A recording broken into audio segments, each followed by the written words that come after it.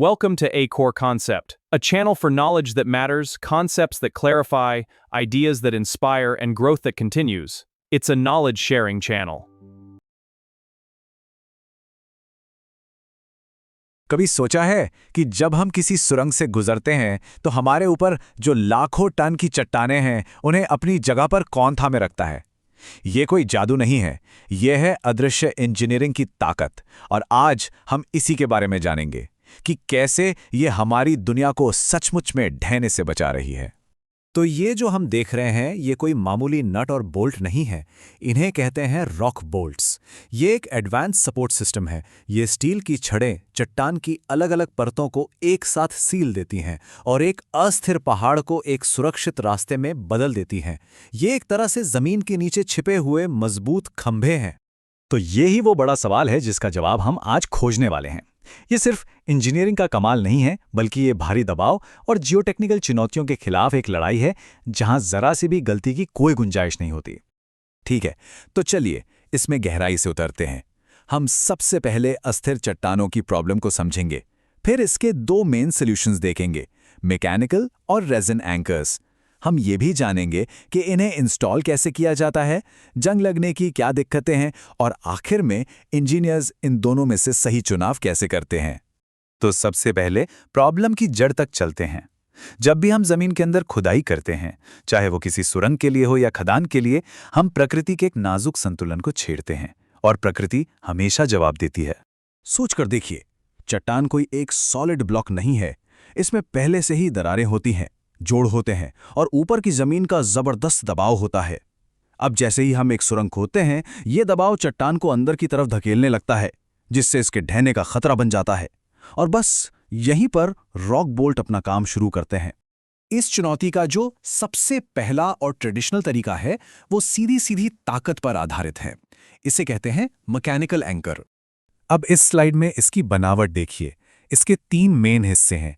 एक कोन जिसे नट से कसते हैं, वेजेस जो फैलते हैं, और एक शेल जो इन सब को अपनी जगह पर रखता है। ये तीनों मिलकर एक बहुत मजबूत पकड़ बनाते हैं।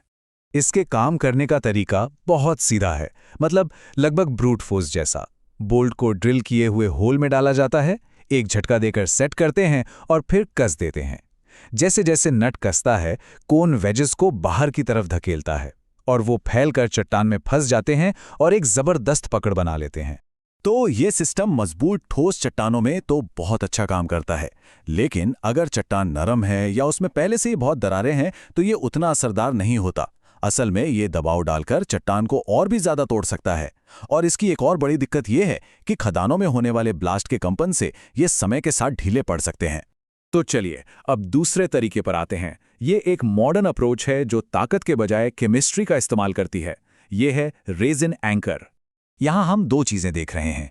बाईं तरफ एक रेजिन कार्ट्रिज है जिसके अंदर दो केमिकल अलग अलग रखे हैं, और दाईं तरफ वही केमिकल्स मिक्स होकर बोल्ट को उसकी पूरी लंबाई के साथ चट्टान से चिपका देते हैं और एक सुपर स्ट्रॉन्ग बॉन्ड बनाते हैं। ये प्रोसेस एक तरह से इंडस्ट्रियल सुपर ग्लू जैसा है।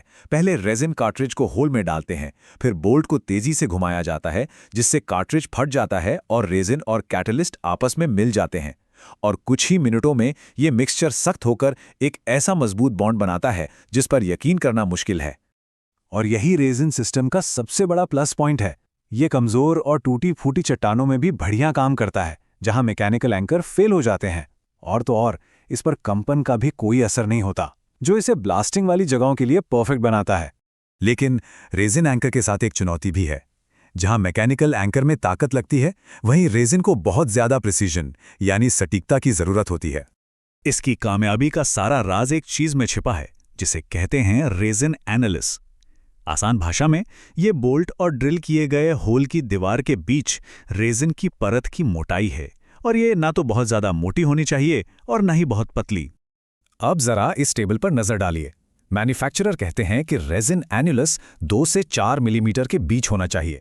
अब देखिए, अगर 25 मिलीमीटर का बोल्ट 32 मिलीमीटर के होल में डालते हैं तो हमें 3.5 मिलीमीटर का एनुलस मिलता है, जो कि ठीक है। लेकिन उसी बोल्ट को सिर्फ 2 मिलीमीटर बड़े यानी 34 मिलीमीटर के होल में डाल दें तो एनुलस 4.5 मिलीमीटर हो जाता है, जो स्पेसिफिकेशन से बाहर है। सोचिए, जरा सी गलती और पूरे सिस्टम की मजबूती खतरे में पड़ सकती है। और जब इंस्टॉलेशन में ऐसी गड़बड़ होती है तो नतीजा कुछ ऐसा दिखता है। इसे ग्लविंग कहते हैं। इसमें रेजिन और कैटलिस्ट ठीक से मिक्स ही नहीं हुए और रेजिन की एक बेकार परत बोल्ट पर दस्ताने की तरह चढ़ गई। ये बोल्ट देखने में तो लगा हुआ लगता है, पर असल में इसकी कोई पकड़ नहीं होती। अच्छा, तो इंस्टॉलेशन तो एक बात हो गई। अब बात करते हैं एक और बड़े दुश्मन की, जो समय के साथ हमला करता है, और वो है जंग। जमीन के नीचे का माहौल स्टील के लिए बहुत खतरनाक हो सकता है। इसका एक बहुत ही चौंकाने वाला उदाहरण है। अमेरिका के मशहूर नारैड अंडरग्राउंड कॉम्प्लेक्स में सीमेंट ग्राउट वाले बोल्ट्स फेल हो गए। हुआ ये कि जमीन के पानी ने धीरे धीरे सीमेंट को ही खत्म कर दिया, जिससे बोल्ट में जंग लग गया और पूरा सपोर्ट सिस्टम कमजोर हो गया। और यहीं पर रेजिन अपनी एक और खूबी दिखाता है। देखिए, सीमेंट ग्राउट में से पानी गुजर सकता है, जिससे वो समय के साथ घुल सकता है, लेकिन पॉलिएस्टर रेजिन पानी और केमिकल्स को रोकता है। अगर बोल्ट पूरी तरह से रेजिन से ढका हो तो ये जंग के खिलाफ एक बेहतरीन कवच बना देता है। तो अब तक हमने दोनों सिस्टम्स की ताकत और कमजोरियों को देख लिया है, तो सवाल उठता है कि एक इंजीनियर आखिर फैसला कैसे लेता है। ये स्लाइड समझिए पूरे विश्लेषण का निचोड़ है। मैकेनिकल एंकर अपनी सादगी और ठोस चट्टान में ताकत के लिए जाना जाता है, लेकिन रेजिन एंकर कहीं ज्यादा वर्सेटाइल है। ये कमजोर चट्टानों में भी काम करता है, इस पर कंपन का कोई असर नहीं होता और ये जंग से बेहतर सुरक्षा देता है। बस शर्त यह है कि इसे बिल्कुल सही तरीके से इंस्टॉल किया जाए। आखिर में लक्ष्य तो यही है, सुरक्षित मजबूत सुरंगें और खदानें बनाना जो दशकों तक चले। सही टेक्नोलॉजी का चुनाव सिर्फ एक टेक्निकल फैसला नहीं है, ये सुरक्षा और लंबे समय तक चलने की गारंटी देने वाला एक बहुत जरूरी कदम है। तो अगली बार जब किसी सुरंग से गुजरें या किसी बहुत ऊंची इमारत को देखें, तो उन अदृश्य ताकतों के बारे में जरूर सोचिएगा जो उन्हें थामे हुए हैं। रॉक बोल्ट तो सिर्फ एक उदाहरण है कि कैसे इंसानी समझ प्रकृति की सबसे बड़ी चुनौतियों को भी हरा सकती है, और ये सोचने पर मजबूर करता है कि और कौन सी छुपी हुई इंजीनियरिंग है जो हमारी आज की दुनिया को मुमकिन बना रही है। Subscribe to Acore Concept for more insightful content. Learn, understand, apply, and grow with us. It's a knowledge sharing channel. Subscribe now.